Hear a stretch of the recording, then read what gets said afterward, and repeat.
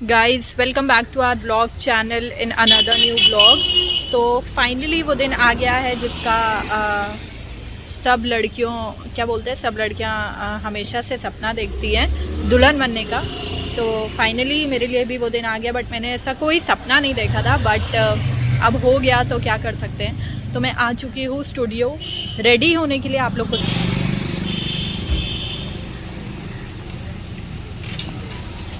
तो अब मैं जा रही हूँ फाइनली अंदर, और आप लोग को मैं पूरा ब्लॉग शूट करके बताऊँगी। यहाँ पर आप लोग देख सकते हैं कि हम अंदर आ गए थे, और ये जो भाव्या कपूर की एकेडमी है ये पूरी सजी हुई है। मैं और मेरी कुछ फ्रेंड्स थी। ये मेरी फ्रेंड है ब्लैक ड्रेस में जो आप लोग को दिख रही है, इसका नाम है सविता। ये भी मेरी काफ़ी अच्छी दोस्त है। तो हम लोग यहाँ पे थोड़ी मस्ती कर रहे थे क्योंकि सुबह सुबह का टाइम हो रहा था, बहुत ज़्यादा लोग नहीं आए थे। कुछ मेकअप आर्टिस्ट आई थी, सविता भी मेकअप आर्टिस्ट है, कुछ मेकअप आर्टिस्ट आई थी और कुछ ही ब्राइड्स आई थी। तो काफ़ी ज़्यादा लोग नहीं थे, तो मैं यहाँ पे थोड़ी सी वीडियो बना रही थी मैंने व्लॉग में डालने के लिए। अच्छा, अब आप लोग यहाँ पे देख सकते हैं कि मेरी जो मेकअप आर्टिस्ट थी उसने अपना पूरा सामान डिस्प्ले कर दिया था, और यहाँ पे फाइनली उसने मुझे रेडी करना भी स्टार्ट कर दिया था।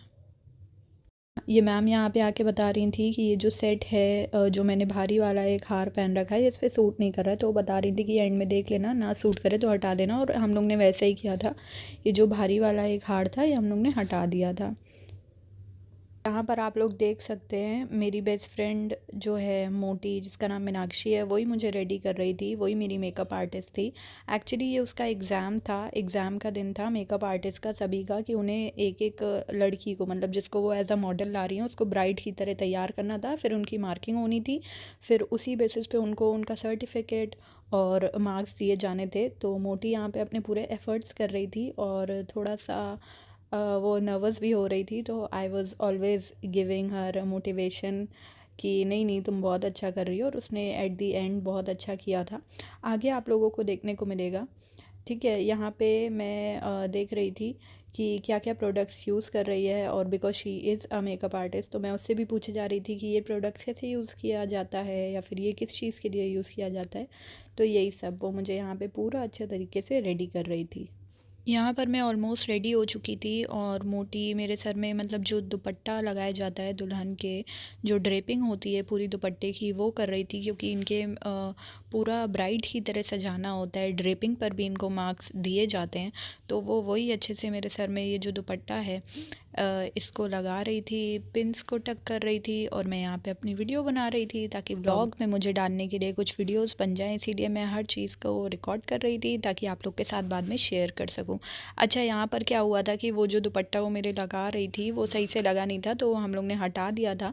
उसके बाद दोबारा से मोटी ने ट्राई करा कि वो मेरे सिर में दुपट्टा लगाएगी, जो कि सक्सेसफुली बहुत अच्छी तरीके से लग भी गया था, जो कि आप लोग बाद में देखेंगे इसी वीडियो में। अच्छा, इसके बाद क्या हुआ था कि जितनी भी मॉडल्स होती हैं उनको क्या करते हैं, एक रूम में खड़ा कर देते हैं। उसके बाद उनका रैम्प वॉक होता है, फ़ोटोशूट होता है। तो यहाँ पे मेरा सेकंड नंबर था, और फर्स्ट नंबर इन दीदी का था।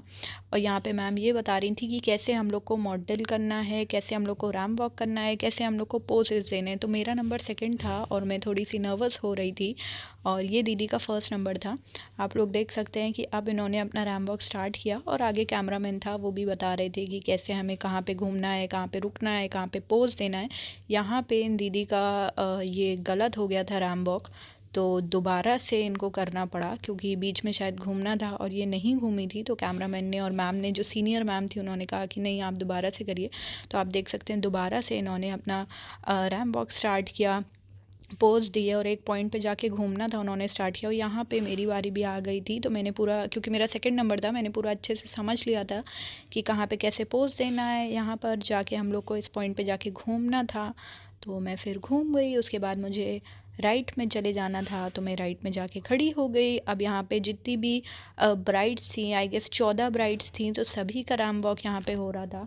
आप लोग देख सकते हैं यहाँ पे 14 मेकअप आर्टिस्ट थी, उनकी 14 ब्राइड्स थी। अच्छा, ये वाली जो दीदी थी ये प्रोफेशनली ही ये मॉडल थी, बाकी कोई भी प्रोफेशनल मॉडल नहीं थी। तो इनका वॉक और पोजेस काफ़ी अच्छे थे, क्योंकि ये प्रोफेशनल मॉडल थी, और बाकी सब नॉर्मल लड़कियाँ थी हम ही सब की तरह। और नॉर्मल लड़कियों से तो गलतियाँ हो ही रही थी, because we were not models.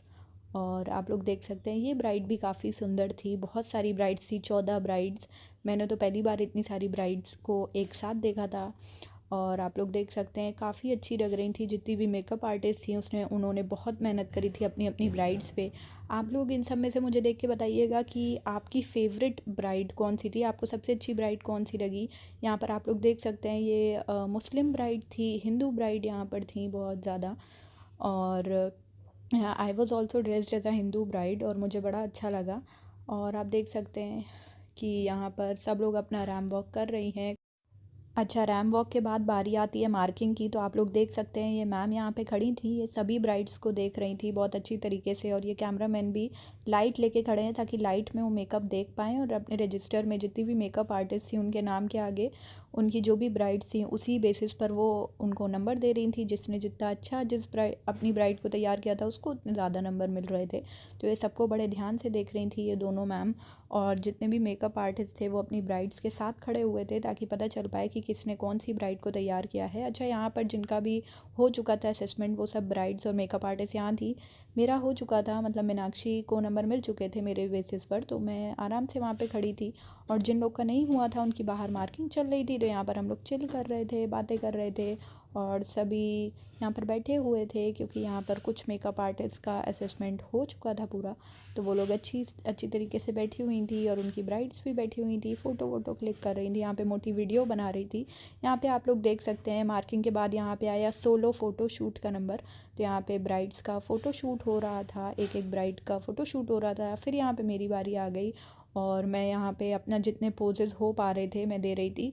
और यहाँ पे हर बार तो ऐसा होता है कि जो कैमरामैन होता है वो बताता है ब्राइड्स को कि कैसे पोजेज़ देने हैं। यहाँ पे आप लोग देख सकते हैं मैं बता रही थी कैमरामैन को कि उनको किस तरीके से मेरी पिक्चर लेनी है, कैसे कैसे कि मतलब किस किस प्रोफाइल में मेरी पिक्चर लेनी है, ये मैं कैमरामैन को बता रही थी। फिर कुछ पोजेज़ उन्होंने मुझे भी बताए, तो मैंने वैसे पोज़ किया। और यहाँ पर मुझे भी काफ़ी अच्छा लग रहा था क्योंकि ये मुझे लगता है कि ज़िंदगी में हर चीज़ के एक्सपीरियंस लेने चाहिए और ये मेरे लिए भी काफ़ी नया और यूनिक एक्सपीरियंस था। तो मैं भी हर चीज़ों को एंजॉय कर रही थी उस समय पे जो भी हो रहा था। अगर कोई मैम कुछ बता रही थी किसी भी मेकअप आर्टिस्ट को, तो क्योंकि मुझे भी मेकअप करने अच्छा लगता है मैं उसको भी सुन रही थी ध्यान से क्योंकि मेरे लिए भी अच्छा रहता।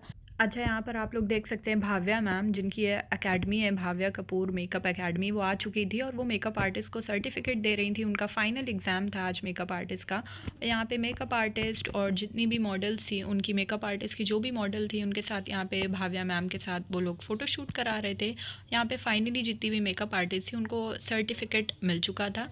और यहाँ पे फिर बारी आती है कि सारी ब्राइड्स को इकट्ठा करके भाव्या मैम के साथ फ़ोटो वोटो क्लिक करनी थी। तो यहाँ पे हम सब खड़े हो गए थे और बीच में एक चेयर लगाई गई थी जहाँ पे भाव्या मैम बैठती, तो वो वहाँ पे जाके बैठ रही थी और हम सब यहाँ पे ब्राइड्स खड़ी हुई थी। फिर यहाँ पे कैमरामैन बता रहे थे कि कैसे आप लोग को पोज़ देना है, कैसे वो फ़ोटो क्लिक करेंगे।